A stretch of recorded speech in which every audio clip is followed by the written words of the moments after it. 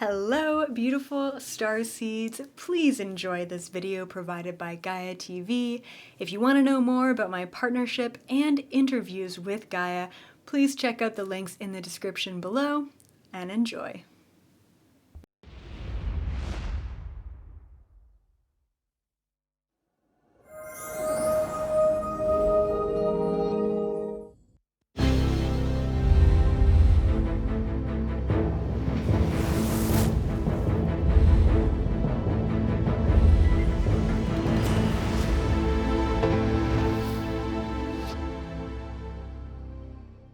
Welcome to Beyond Belief. I'm George Noory, and our special guest is Dr. Joe Dispenza. He is an international lecturer, researcher, corporate consultant, author, educator, and has been invited to speak to more than 32 countries and various continents all around this planet. As a lecturer and educator, he is driven by the conviction that each of us has the potential for greatness and unlimited abilities. His latest book is called Becoming Supernatural. Dr. Joe Dispenza, welcome to Beyond Belief. Thank you so much, It's always George. good to see you. Pleasure to be with I you. get so many great comments about you when you're on Coast to Coast and things that you do. Absolutely marvelous. How'd you get started in all this? Well, in 1986, I got run over by a truck in a triathlon. Ouch! I broke 6 vertebrae in my spine, and I had bone fragments on my spinal cord, and the neural arch of one of the vertebrae was broken like a pretzel. So the typical procedure for that is Harrington rod surgery, which is cutting off the back parts of your vertebrae and screwing in these long stainless steel rods. They slip them right up? Yeah, and so I had 4 opinions from 4 of the leading surgeons in Southern California, and I decided against the surgery. And I thought, well, I'm not going anywhere, I'm not doing anything, and maybe my mind could influence my body. Of the 4 opinions, how many told you to not do the surgery? No, all 4 of them said Harrington rod surgery is the only option, otherwise you'd be paralyzed. All right, so you went against the total grain there. So I went against convention, and in 1986, that wasn't too common, and it worked. And so I just made a deal with myself that if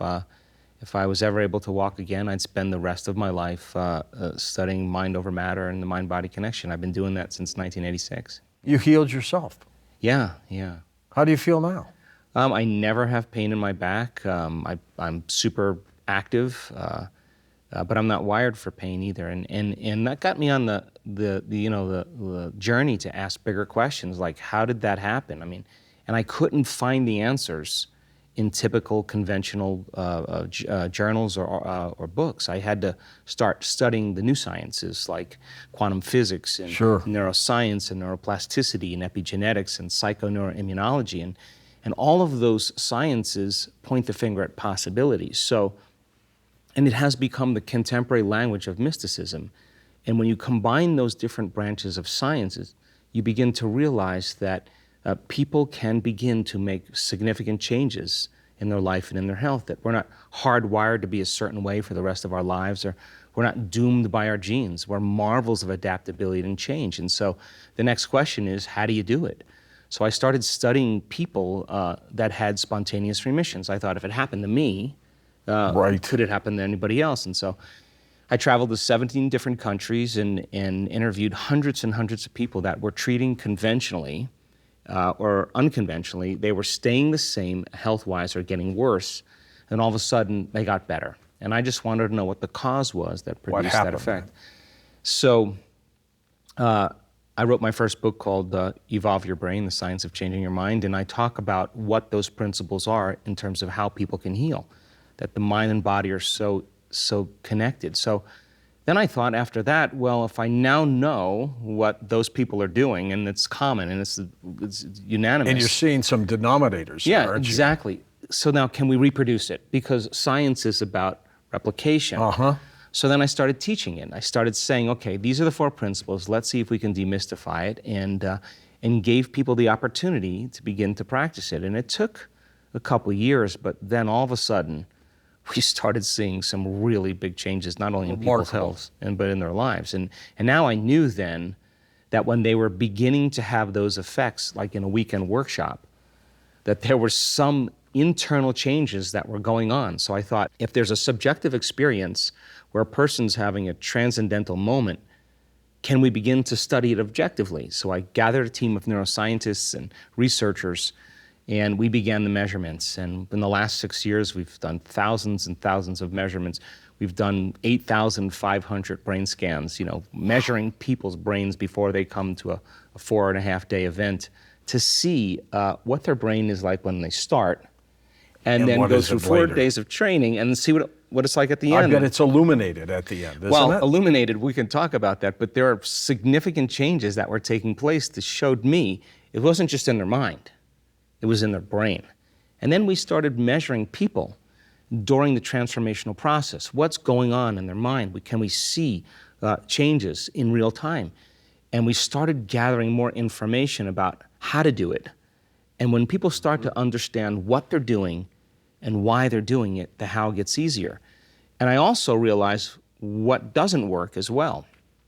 And so then we've done thousands and thousands of HRV measurements and teaching people how to self-regulate and begin to create more heart coherence. So you're getting a science out of this, aren't you? Well, science is the language. The moment you start talking religion or culture or tradition, you're going to divide an audience, because as soon as someone hears a word that intimidates them, they're going to shut off. That's right. They tune in or tune out. Right. But science, is just a great way to create community. So we've measured immune responses, and we've seen that people can literally in 4 days begin to strengthen their immune system by 50%. We've measured gene expression. We now know that in 4.5 days that people can signal the gene that reduces cancer and tumors in people's bodies, the gene for neurogenesis, to grow new neurons in response to novel experiences and learning, not just making new connections, but growing new neurons.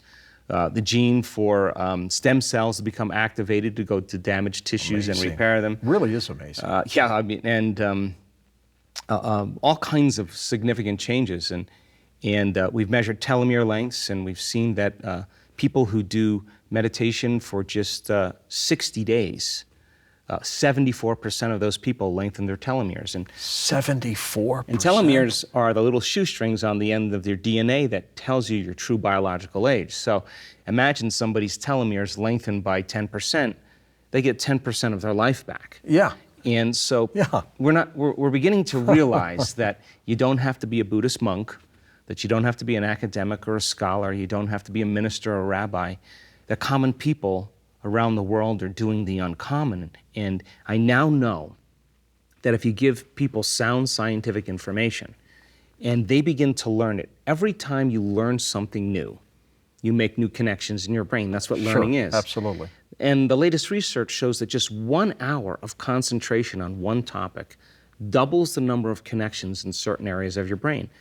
But if you don't review that information, you don't repeat it, you don't think about it, those circuits prune apart within hours or days. So they fade away. Right. So if learning is making new synaptic connections, then remembering is maintaining and sustaining them. So what's the relevance? Well, if you get a community of people together in a room and you deliver the proper information, and then you tell them to turn to the person next to them and explain what they're learning, once they start engaging the other person and they start thinking about it and talking about it, they're causing their brain to fire in new sequences and new patterns and new combinations. And whenever you make your brain work differently, you're changing your mind, because mind is the brain in action. So if you keep reminding them of what they're learning, in time they begin to install the neurological hardware in their brain. I love it. In preparation for the experience. Now, if you set up the conditions in the environment and you give them the proper instruction, That's important. That's important. They have to get their behaviors to match their intentions, just like any skill. Get their actions equal to their thoughts, get their mind and body working together. When they do, they are going to have a new experience, and it's going to change them. And experience enriches the circuits in their brain philosophically, and then all of a sudden, the end product of an experience is an emotion. And the moment you feel more whole, the moment you feel more unlimited, the moment you feel more worthy, the moment you feel that emotion, now you're teaching your body chemically to understand what your mind is intellectually understood. So we can say knowledge is for the mind, but experience is for the body. And in that moment, they work together. They're embodying the truth. Mind and body are now working together. And the end product of that is we begin to change our genetic expression. So here's the point. If you've done it once, you should be able to do it again, right? You would think. So as you begin to repeat the experience over and over again, you're going to neurochemically condition your mind and body to begin to work as one. And when you've done something so many times that your body now knows how to do it as well as your mind, now it's innate in you. It's second nature. It's who you are. It's automatic. It's effortless. Now you're beginning to master that philosophy, and it's who you are. You're being it. Our job then is to go from philosopher to initiate to master, from knowledge to experience to wisdom, from mind to body to soul, from thinking to doing to being, to learning it with your head, applying it with your hands, and knowing it by heart. And we have all the biological and neurological machinery to do it. Let's go to one of your workshops, Joe. Stepping into the practicum, right, and the skill, and it's one thing to study, rodents in a changing environment. It's another thing studying people changing their internal states and being able to sustain those internal states. So that's the practicum that leaves the philosophical behind. So if you have philosophy or theory and you initiate it, that initiation then should lead to some type of mastery or skill.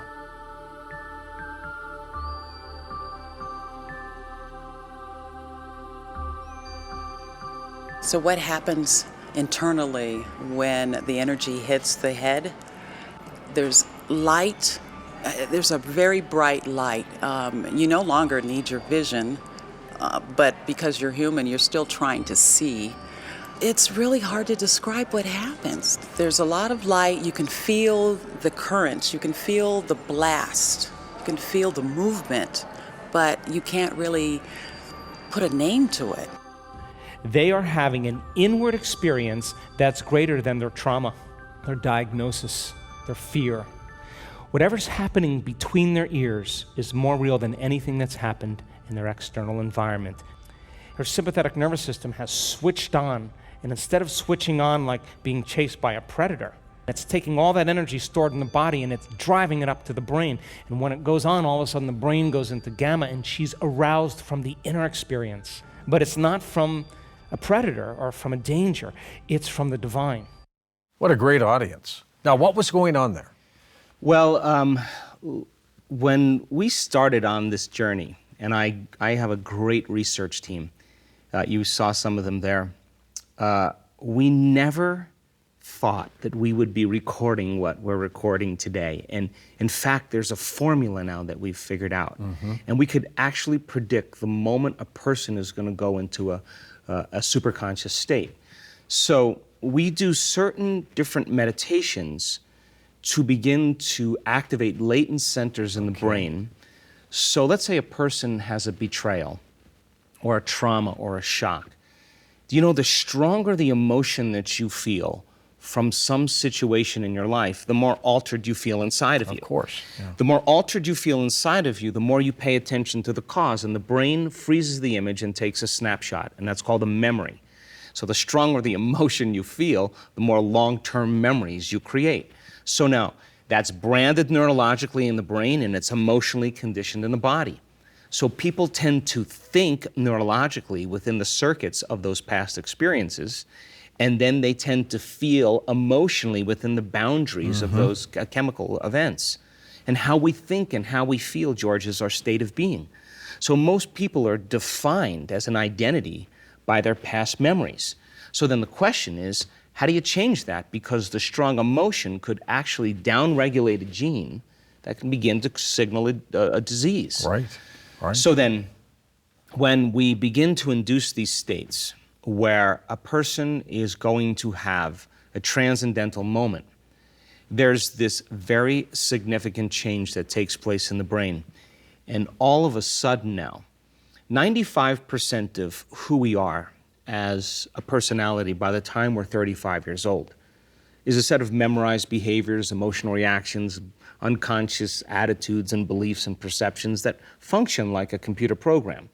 So most of the mind is stored in the body. So 5% of our conscious mind is working against 95% of what we've memorized subconsciously. So what's an example of that? Well, an example is you may not remember a phone number. Remember, we're old enough to know this. You pick up the phone, you look at the receiver, and you dial the number. Right. You couldn't remember it consciously, but your body did it so many times that it knew how to do it as well as your mind, right? So that's who we are subconsciously. So the trauma is stored in the body as well as in the brain. So then when a person begins to activate these latent systems, energy begins to travel right up the spine, and we can actually predict the moment's going to happen. We actually say, when scientists come and study us, we'll say, she's going to pop. What do you mean? And you watch that happen. We can say, and she's going to pop in 5 minutes here. You watch. And all of a sudden, that energy that's stored in the body begins to move right up the spine, and it goes to a little gate at the brainstem called the thalamic gate.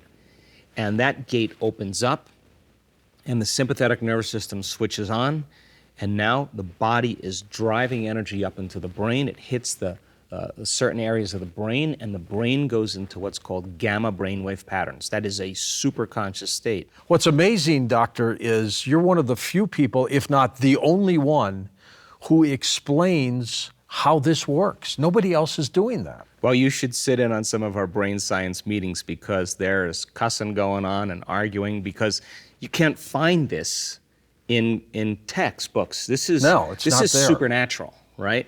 So once that energy goes into the brain, I'll give you an example.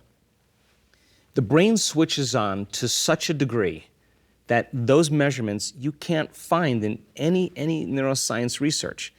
These people are going into such coherence in their brain. Now, coherence is order. But like most normal coherence in the brain, picture a room of 1,000 people and everybody clapping at the same time. They're applauding at a show. That's incoherence, right? It's noise, it's out of I love order. that sound, by the way, if I'm on stage. Yes, of course. Now, normal coherence, picture the room and every fifth person in that room claps at the same time. That's kind of a brain that has a normal amount of coherence. But when we were measuring this super coherence, picture the entire 1,000 people clapping at the same time to the same rhythm very quickly. That orderliness creates a lot of energy too in the room. So the brain goes into these ecstatic states. That person is having a full-on sensory experience without their senses. Now imagine if your senses were heightened by 25% right now.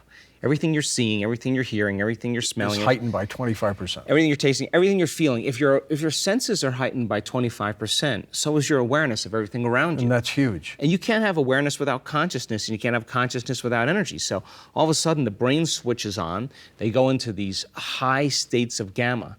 And the amount of energy in the brain, I'll give you an example.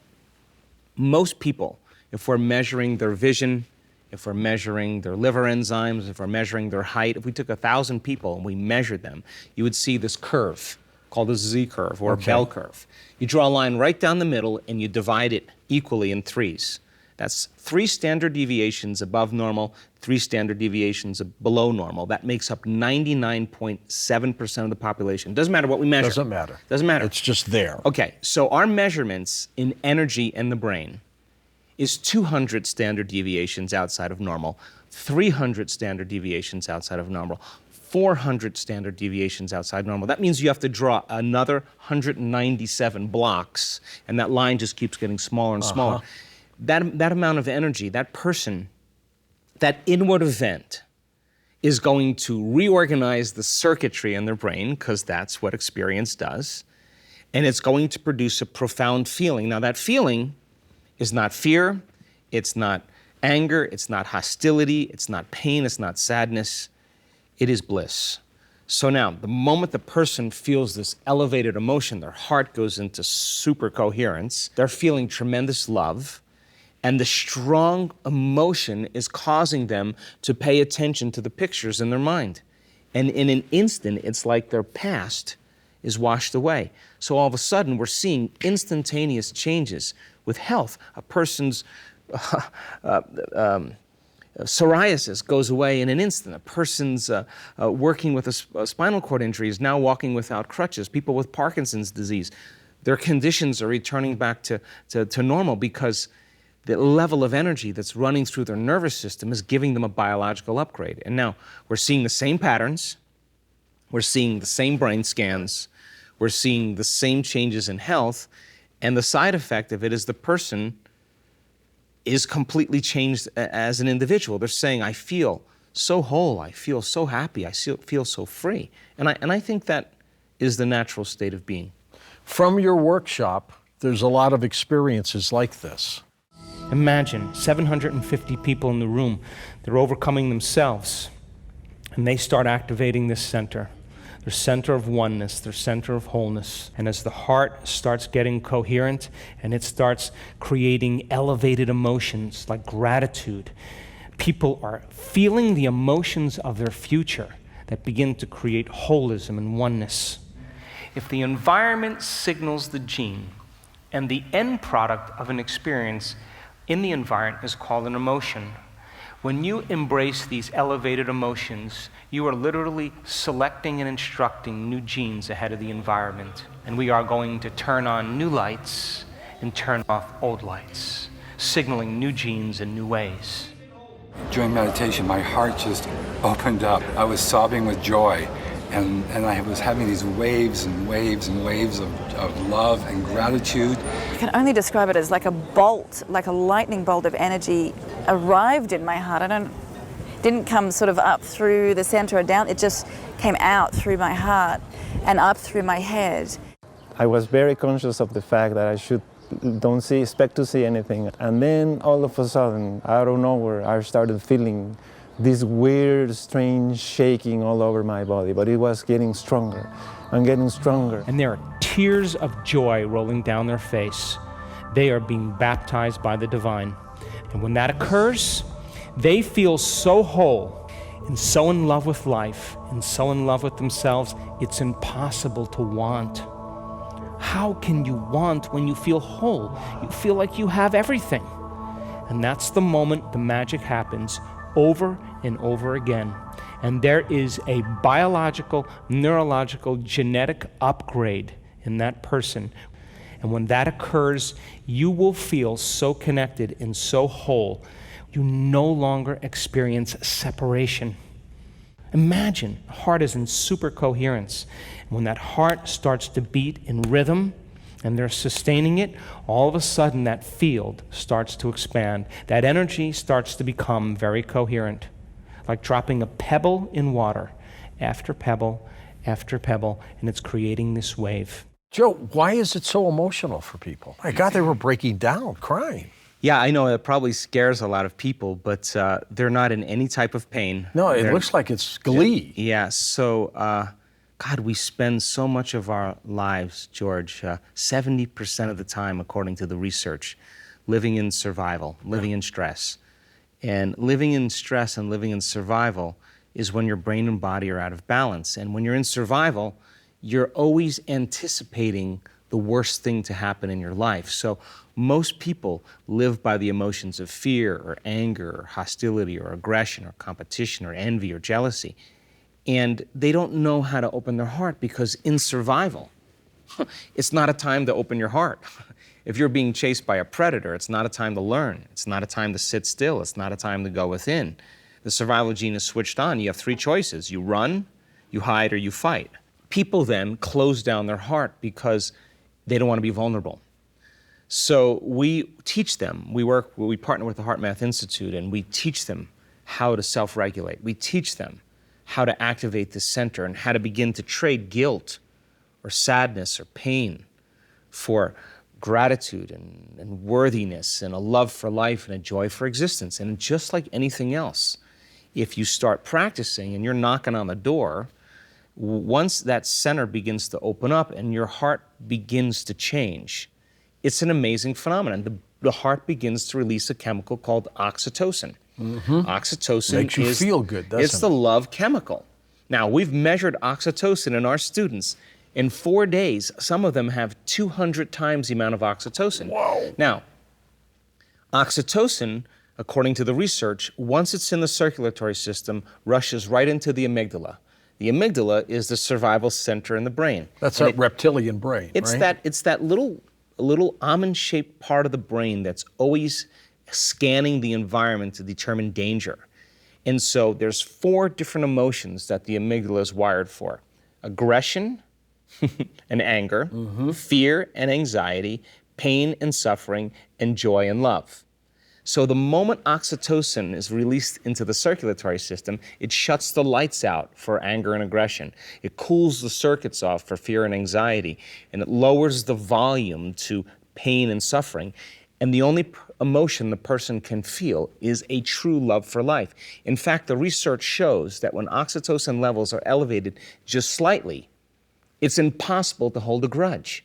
In other words, why would you want to trade this feeling for anyone or anything? You would say, I feel so great that I won't judge, or I don't want to lose this feeling. So when oxytocin is released, it signals a chemical called nitric oxide. Nitric oxide signals a chemical called endothelial-derived relaxing factor. Now, it's just a big word that just means it causes the arteries to in expand, your heart right? and your brain just to open up. So you're getting more energy and more blood flow, and your heart is literally feeling full. And with that comes an energy or an emotion. So you feel so grateful, you feel so blessed, you feel so whole, that you can't want anything. You feel like you have everything. You feel blessed. Now, I call that the natural state of being. So most people don't want to take the time to get beyond their fear. Why not? Because some people, many people, they get caught in these loops. They have those events in their life that cause the strong emotions. Let's say it's fear, or let's say it's failure. Or failure. If Something goes wrong. Yeah, so if you feel like a failure, you're going to be one. You're going to think you are a failure. Sure. Right? So if you can't think greater than how you feel, or feelings become the means of thinking, then you're thinking in the past.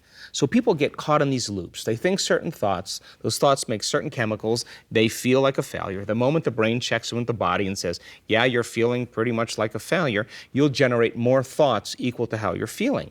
So the thinking and feeling and thinking creates a state of being. So then when people get caught in these loops, what happens is they get happy being unhappy. Because the hardest part about change is not making the same choices you did the day before. Right. So then the moment you say, I'm going to give up my guilt, that means you're going to leave everything familiar and known in your life, and you're going to step into the unknown. And it's going to be uncomfortable. It's going to be unfamiliar. There's going to be some uncertainty. You're not going to be able to predict the next moment because you're no longer in the known, you're in the unknown. So people, they feel that uncomfortableness. They can't predict or know what's going to happen. They're in this void. And the body, which has been conditioned to be the mind, says, you've been feeling this way for the last 25 years. And so the body starts sending signals back to the brain to influence our thoughts.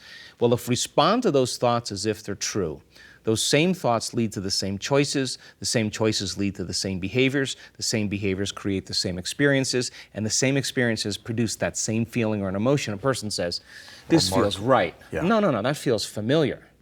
Going from the old self to the new self is a neurological, biological, chemical, hormonal death of the old self. And most people don't know how to change their internal states without relying on something outside of them. They'd rather take the pill, the drug, the drink. They'd rather go shopping, gambling, whatever. Yeah. They'd rather distract them from the true essence of how to change, because most people don't understand that they have the ability to change. So when people start to connect, when that heart starts to become more coherent and it starts to beat more orderly, the energy is moving into their body and they feel lifted.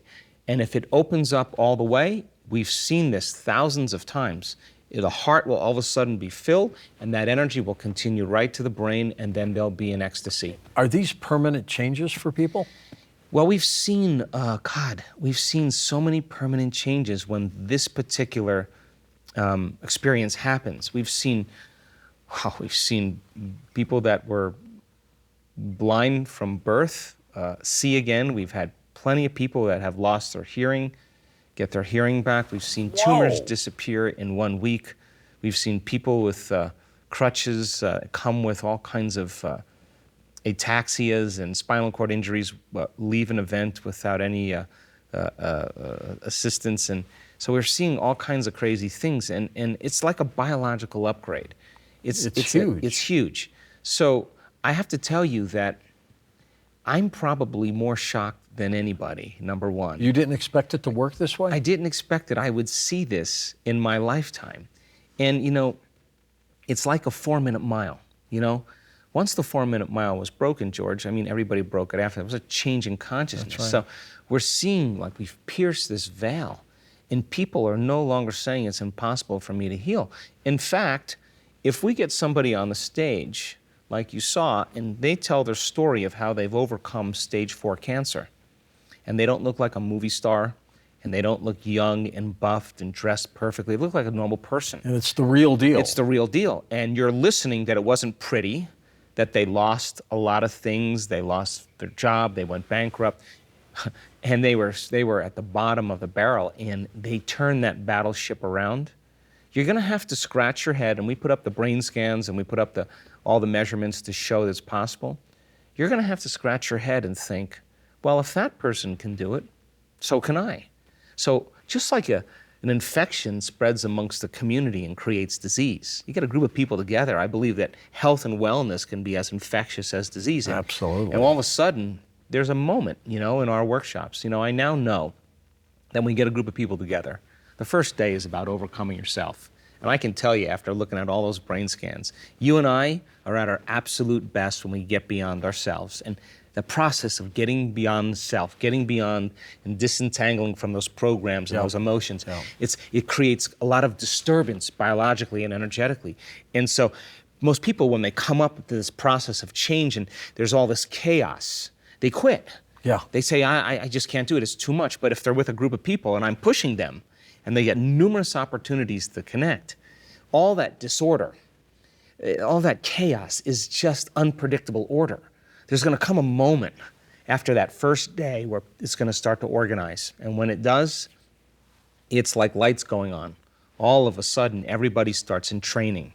Everybody starts resonating, and all of a sudden now, we start creating the miraculous, and we start seeing it over and over again. And all of a sudden, by the end of the event, people are doing really uncommon and supernatural things. And I believe that that's our birthright. I believe that's who we are when we're not caught up in our programs. Who is Anouk?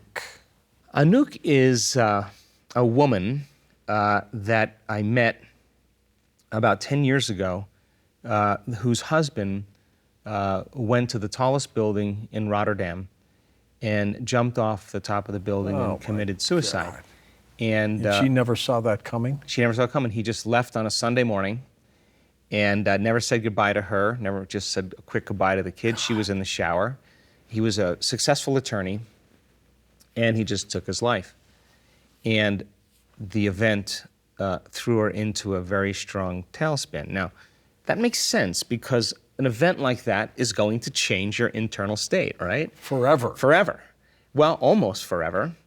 And then you're going to remember the event where the police officers show up and deliver the news. And the problem is that the shock or the trauma like that causes you to continuously remember the event. Oh my God, and it's painful. So you start producing the same chemistry in your brain and body over as if the event was. Yeah. Let's take a quick look at Anouk from Supernatural. I made a decision to start meditating daily.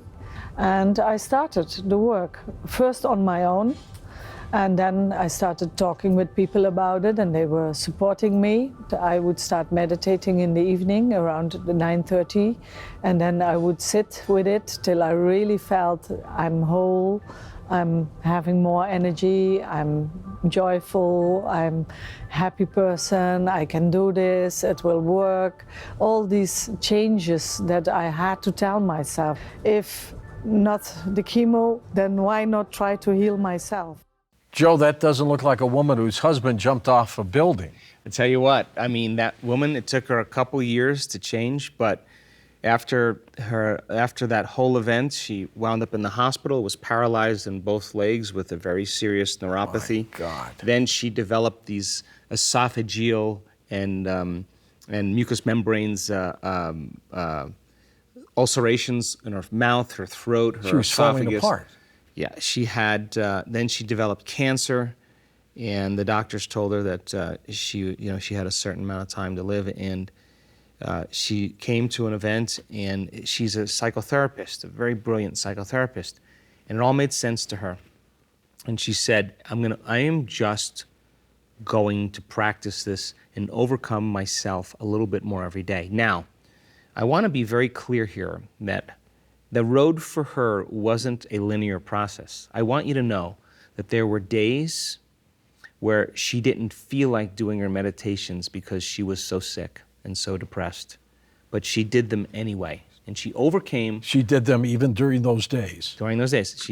There were days where she was filled with fear because the doctors told her she was stupid and she was going to die. Is that normal to feel that way? Of course, but she overcame her fear by continuously doing the work. Yeah, pushing herself. Yeah, there were days that she had a lot of self-doubt and she didn't believe it was possible, but she did the work anyway. And there were days that she was busy and she had 3 children and she could have said, I have to excuse myself, I can't do the meditation, but she found time every day to do the work. Yeah. And every day she overcame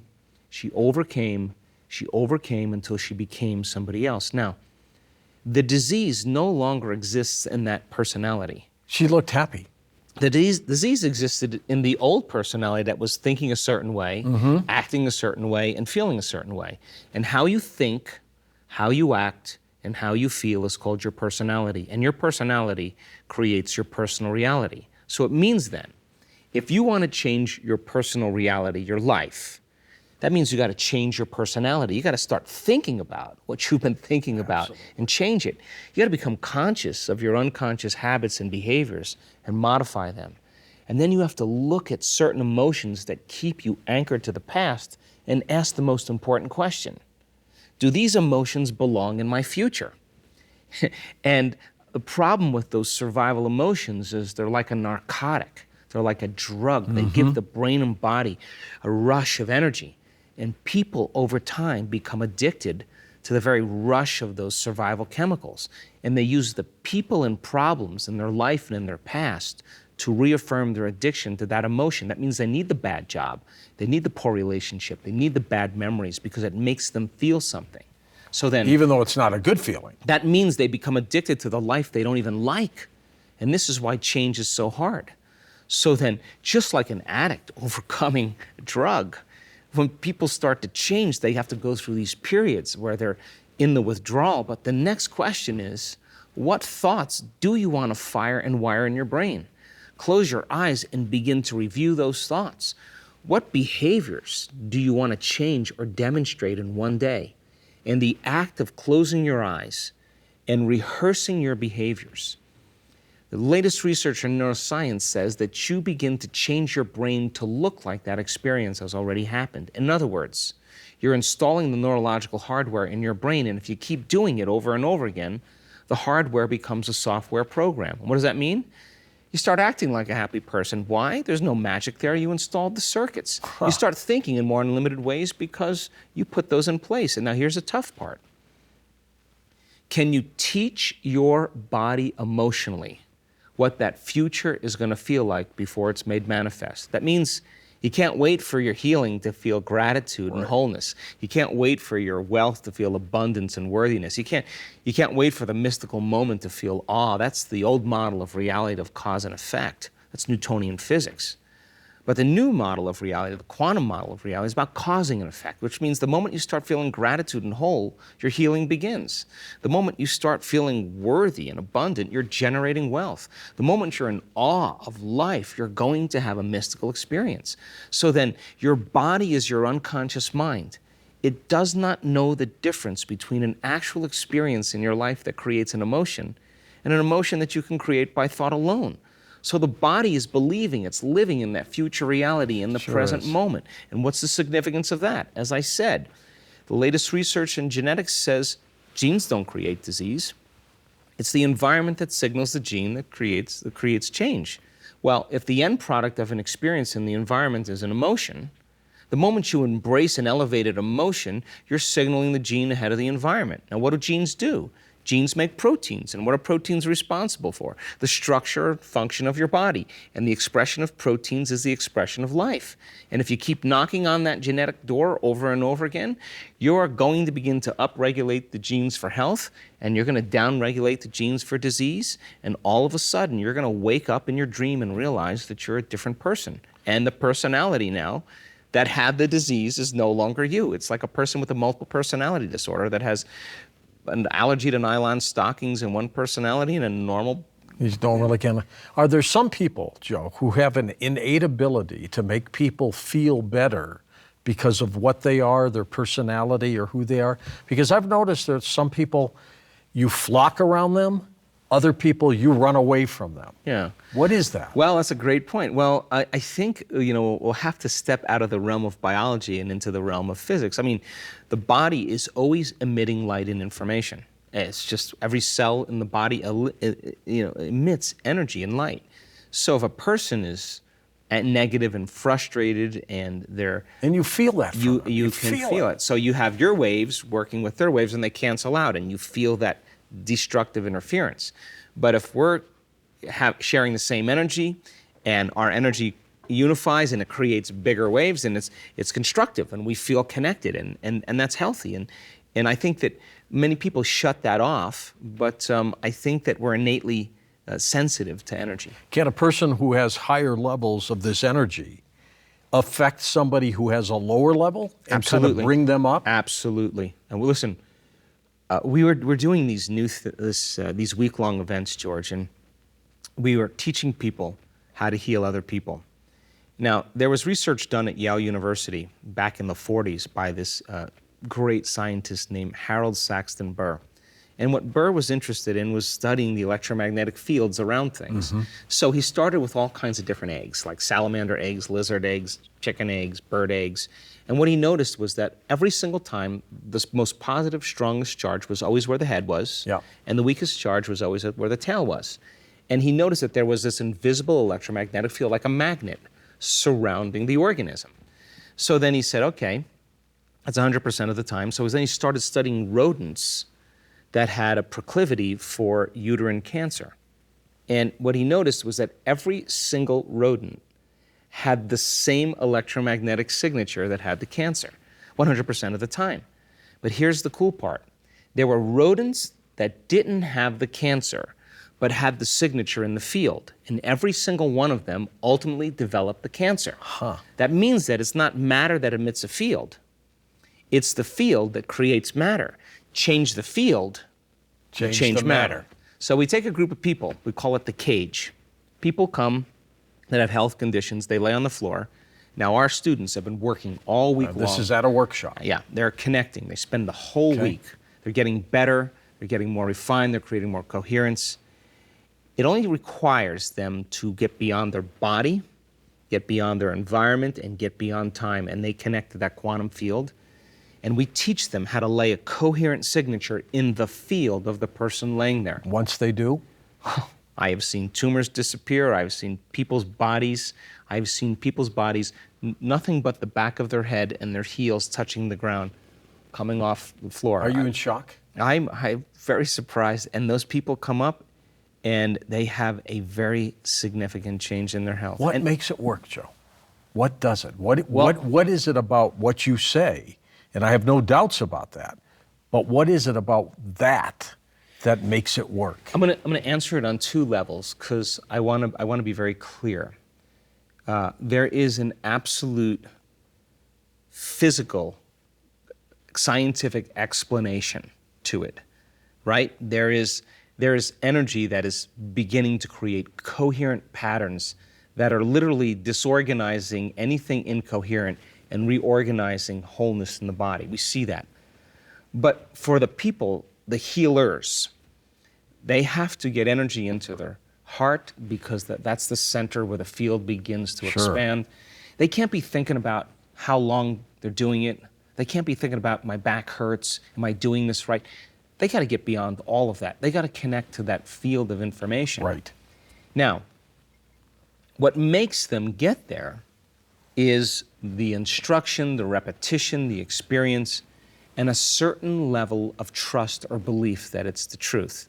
So we have to step into the unknown in order for the unknown to happen. And we got to be able to execute with a certain amount of skill, just like any skill you learn, that when it comes time to do this, you have to have certain skill sets in place, and at the same time, you have to trust. At the same time, you can't control it. You can't predict it. You can't try to make it happen because... But it's so powerful. It is so, it's unbelievable. Did Jesus have this ability? Absolutely. And what was he saying? He said, hey, look, if I could do this, you could do it too. I mean, and I believe that we're witnessing miracles in our workshops that are of biblical proportion. I mean, they are really amazing, just powerful miracles. There's a part of the brain called the pineal gland that I think is important. Let's hear more about it first. Near the center of the brain, we find a tiny pine cone-shaped gland, which may be one of the most wondrous parts of our physical body. We know that the pineal gland produces serotonin and melatonin, neurotransmitters which regulate waking and sleeping cycles, as well as playing a crucial role in mood. But it may also be true that the pineal produces DMT, or dimethyltryptamine, a neurotransmitter which creates a natural psychedelic state of consciousness. If so, then this little gland plays not only a crucial role in our psychological well-being, but it may hold the key for unlocking the true potential of humanity. Many ancient esoteric traditions and mystical schools knew of the potential of the pineal. The ancient Greeks believed it to be our connection to the realms of thought. Buddhists know it as a symbol of spiritual awakening. In Hinduism, the pineal connects with the third eye chakra, the seat of intuition and clairvoyance. Jesus proclaimed that the eye is the lamp of the body, so then if your eye is clear, your whole body will be full of light. If Rene Descartes is right, and the pineal gland is indeed the seat of the human soul, then these traditions are correct in believing that it serves as the connecting link between the physical and spiritual worlds. Joe, how does the pineal gland work in these mystical ways?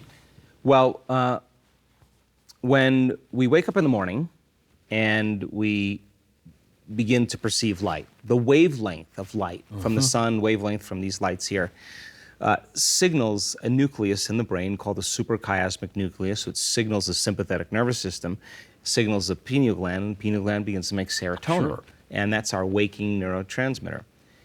When there's an inhibition of light and it gets dark, the lack of the wavelength of light does the same pattern, and all of a sudden serotonin is turned into melatonin right in the pineal gland as well. But the pineal gland has tiny little rhombohedron crystals, and they're stacked on top of each other. And those crystals act like a radio receiver. And when the pineal gland gets activated, what it does is it begins to create a resonant field, an invisible field, just like a radio antenna, that can tune in to different frequencies beyond the speed of light. Now, Einstein said E equals mc squared, which means nothing in this three-dimensional reality can travel faster than the speed of light. Anything material that travels faster than the speed of light is going to turn into energy. So the ceiling of this three-dimensional reality is the speed of light. So when the pineal gland gets activated and it begins to resonate at a frequency faster than light, now all of a sudden melatonin is going to get an upgrade.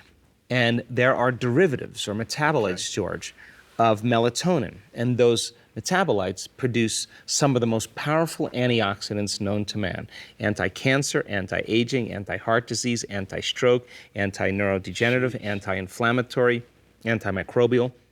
You take the molecule, you tweak it again, and you make a benzodiazepine. What's that? That's Valium. It's going to sedate the analytical mind. It's going to sedate the survival centers. Now, melatonin causes us to relax. This is going to Put you to sleep, This is going to cause us to really relax. Too much. Not too much. It's just going to make us no longer be preoccupied by fear or any of those survival emotions. You take that molecule, you tweak it again, you have the same chemical found in hibernating animals.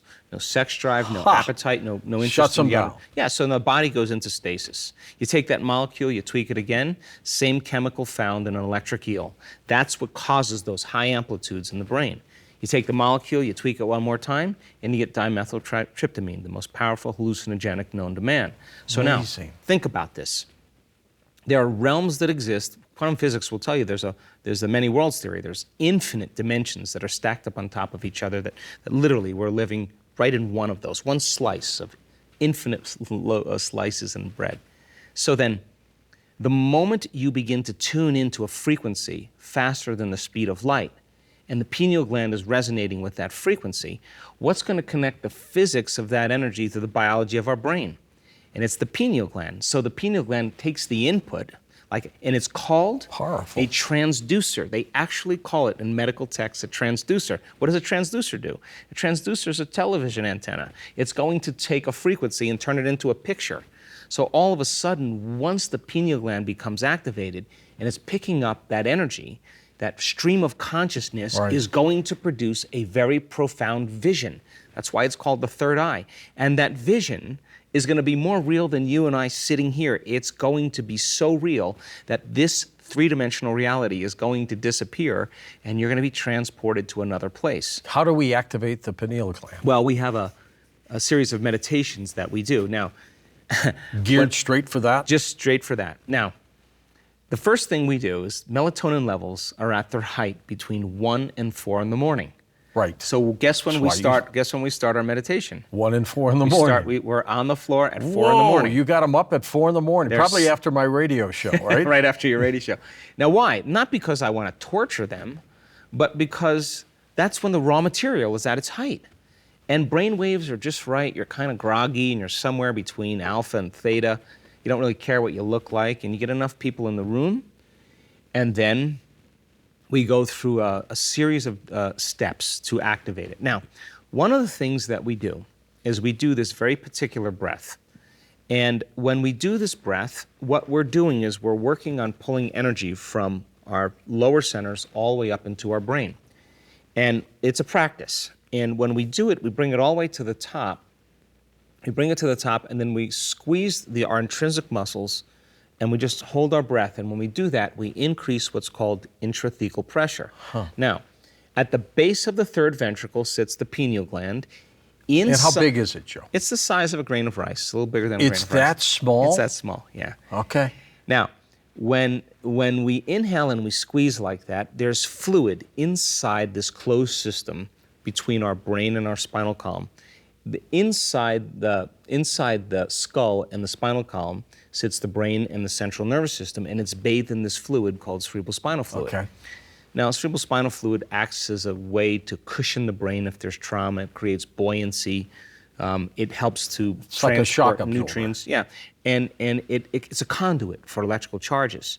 So when we start breathing, we start to accelerate this cerebrospinal fluid. That's what we're doing. We hold our breath and we squeeze.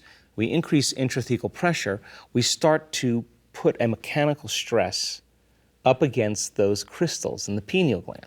Now, there's research, and I have the articles, that says the pineal gland has piezoelectric properties. Now, what the hell does that mean? Piezoelectric. Take a mechanical stress and turn it into an electrical charge. So by applying that stress against the pineal gland, you begin to tap against those crystals, and it begins to produce the electrical field.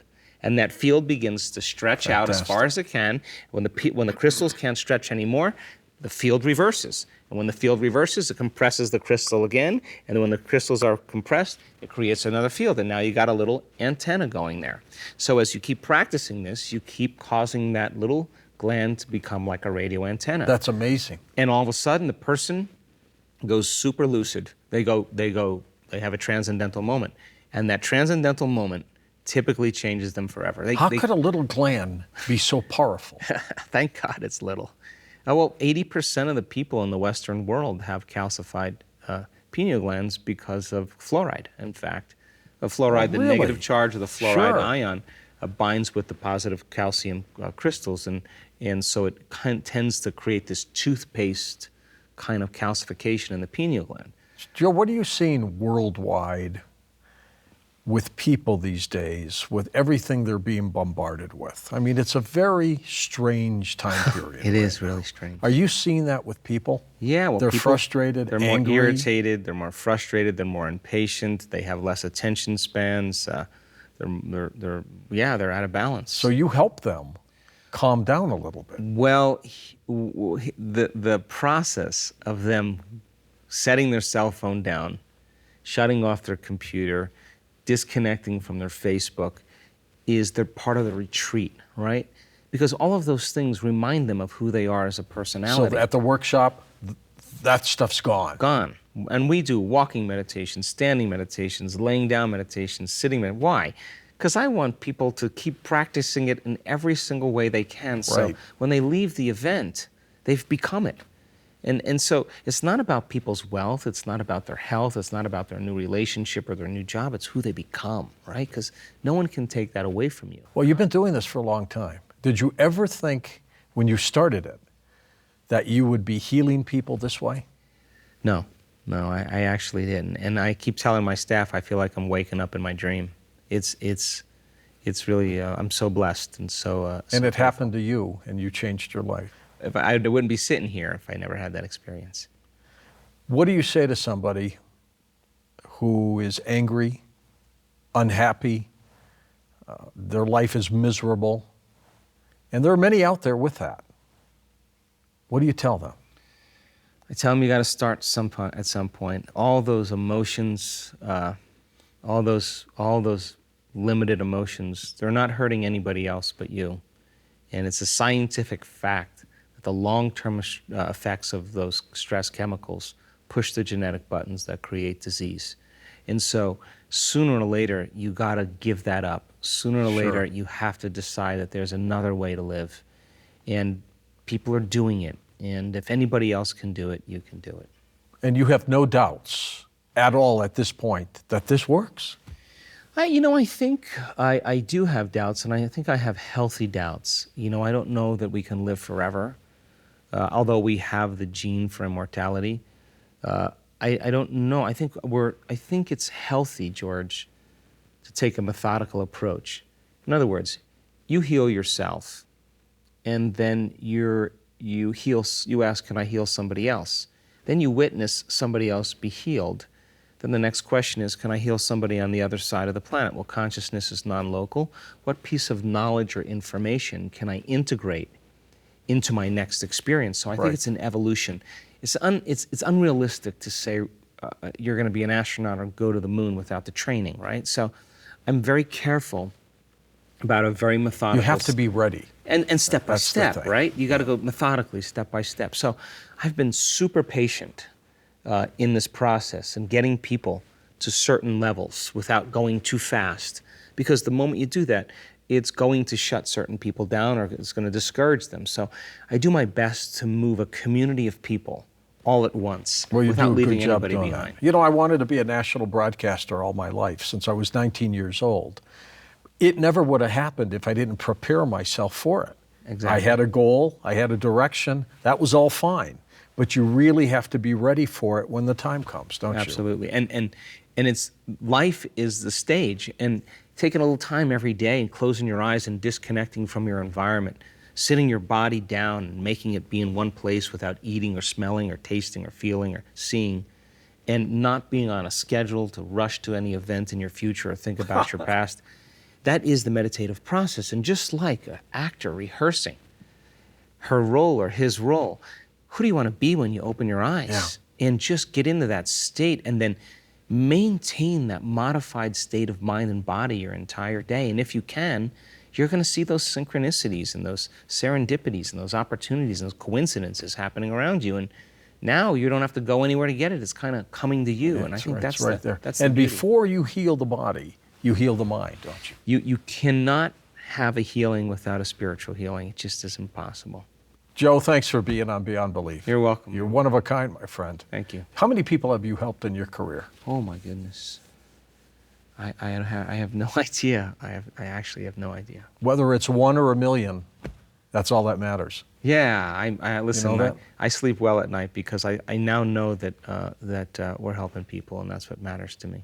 That's what matters all the time, helping people, and that's what he does. I'm George Noory. Thanks for watching Beyond Belief.